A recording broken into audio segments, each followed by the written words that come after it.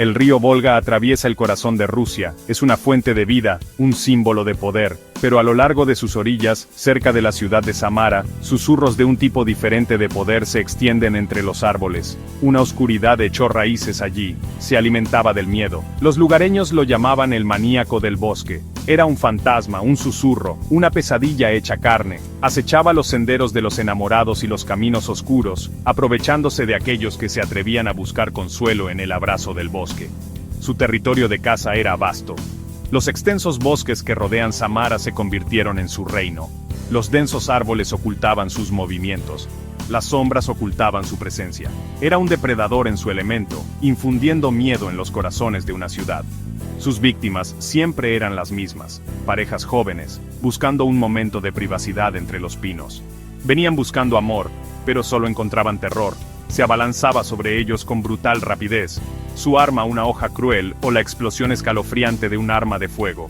Los primeros susurros de su reino de terror comenzaron en 1996. Una escalofriante historia de supervivencia, contada en voz baja. Una joven pareja, atacada en su coche. El hombre, herido pero vivo, llevaría para siempre las cicatrices de esa noche. Su novia, sin embargo, desapareció. Su cuerpo, un macabro descubrimiento semanas después, arrojado a kilómetros de distancia. Con cada nuevo ataque, la leyenda del maníaco del bosque crecía.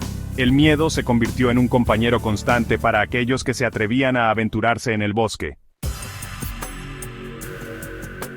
La noticia del maníaco del bosque se extendió como la pólvora. Los rumores y las especulaciones se convirtieron en el alma de la ciudad.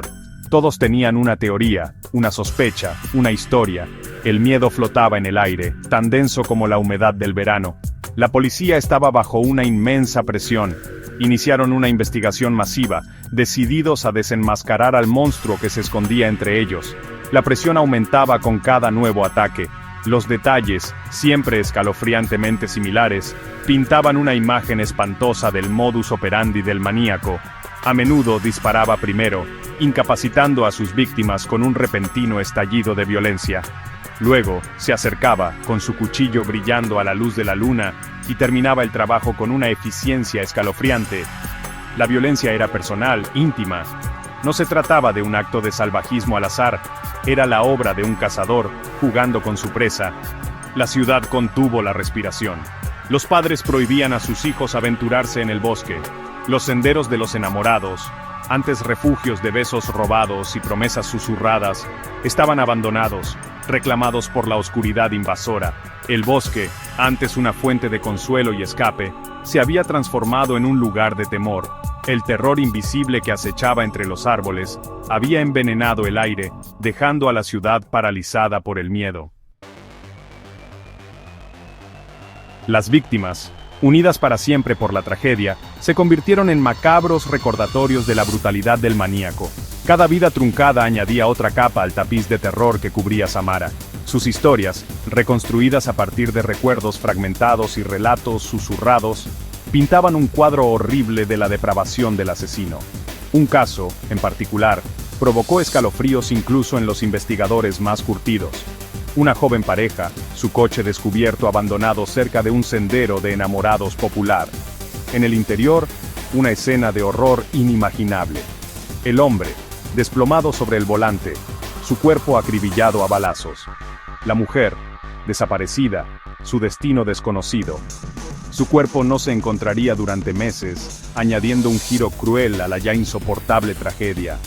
Los supervivientes, atormentados por los recuerdos de aquella noche, ofrecieron visiones fragmentadas de la mente del monstruo.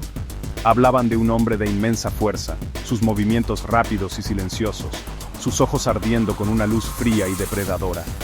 Algunos susurraban que llevaba camuflaje, mezclándose perfectamente con el bosque, un fantasma que emergía de las sombras. A medida que aumentaba el número de cadáveres, también lo hacían los susurros. La ciudad de Samara, antes vibrante y viva, se vio consumida por el misterio del maníaco del bosque. El miedo era un virus que se propagaba de vecino a vecino, envenenando el alma misma de la ciudad. Verano de 1997. Después de un año de terror, un avance en el caso. Dmitry Voroshilov, un comandante de 32 años de las tropas internas, se convirtió en el principal sospechoso. Era un soldado condecorado, un hombre que había jurado proteger a los demás. Pero bajo la superficie, los investigadores creían haber encontrado el corazón de un monstruo. La vida de Voroshilov, meticulosamente escudriñada, reveló una oscuridad que provocó escalofríos en los investigadores. Había sufrido una dolorosa separación en 1994. Su prometida lo abandonó, destrozando su mundo.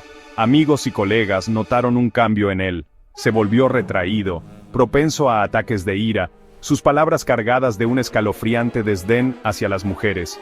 En la prisión ITK-19, donde trabajaba, circulaban rumores sobre el extraño comportamiento de Voroshilov.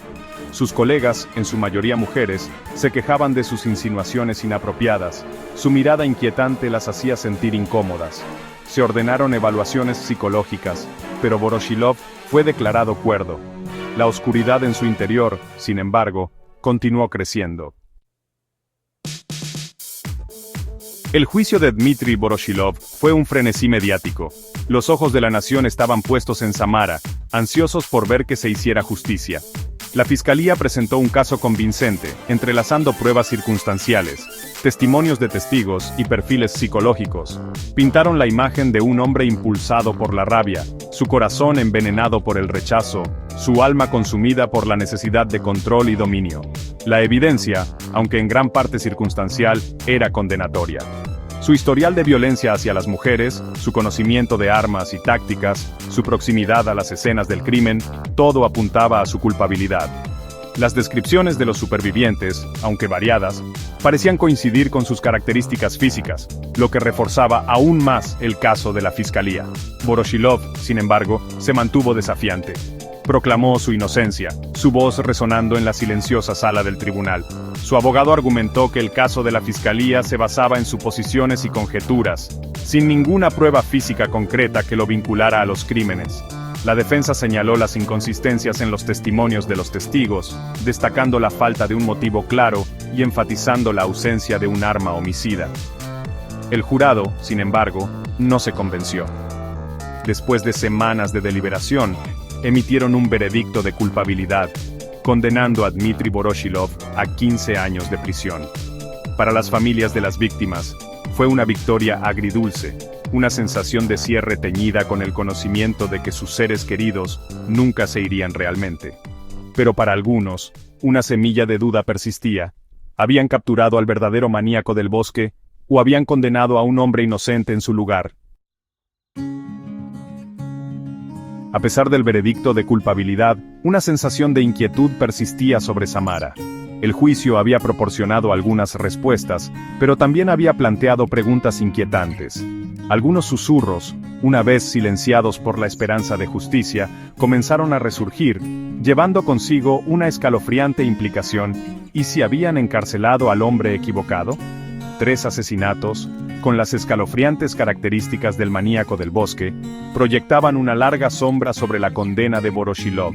Las víctimas, el modus operandi, las inquietantes similitudes con los ataques anteriores, era como si el monstruo hubiera resucitado de la tumba, su reino de terror continuando sin cesar.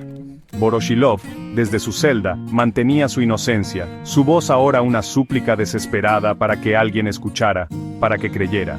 Su abogado, convencido de la inocencia de su cliente, prometió apelar el veredicto, decidido a descubrir la verdad que creía que había sido enterrada bajo una montaña de suposiciones y pruebas circunstanciales. El bosque de Samara, antes un lugar de tranquilidad, permanece embrujado. El espectro del maníaco del bosque aún persiste, su leyenda tejida en el tejido de la ciudad. Para algunos, es una advertencia susurrada, un recordatorio de la oscuridad que puede acechar bajo la superficie de incluso las vidas más ordinarias. Las preguntas sin respuesta continúan plagando a los investigadores y atormentando a las familias de las víctimas. ¿Fue Dmitry Voroshilov realmente el maníaco del bosque, su reino de terror terminado dentro de los confines de una celda? ¿O se convirtió en un chivo expiatorio, condenado por los pecados de otro, su vida unida para siempre a la leyenda del verdadero asesino que sigue libre? El bosque, un testigo silencioso de los horrores que se desarrollaron bajo su dosel, guarda sus secretos de cerca. Los susurros de las víctimas, los ecos de los disparos, la risa escalofriante de un loco, Estos son los fantasmas que acechan el bosque, un recordatorio constante de la oscuridad que el hombre es capaz de infligir. Han pasado años, pero las cicatrices del reino de terror del maníaco del bosque permanecen. La ciudad de Samara, marcada para siempre por la tragedia, ha aprendido a vivir con la inquietud, el miedo persistente que susurra a través de los árboles. El caso, oficialmente cerrado, continúa debatiéndose en voz baja. Abundan las teorías, alimentadas por la especulación y el rumor ocasional que surge, afirmando tener la clave del misterio. Algunos creen que Voroshilov era de hecho el maníaco del bosque, su condena un testimonio del meticuloso trabajo de los investigadores. Otros, sin embargo, no están convencidos, señalando los asesinatos sin resolver como prueba de que el verdadero asesino todavía está ahí fuera, su identidad envuelta en la sombra.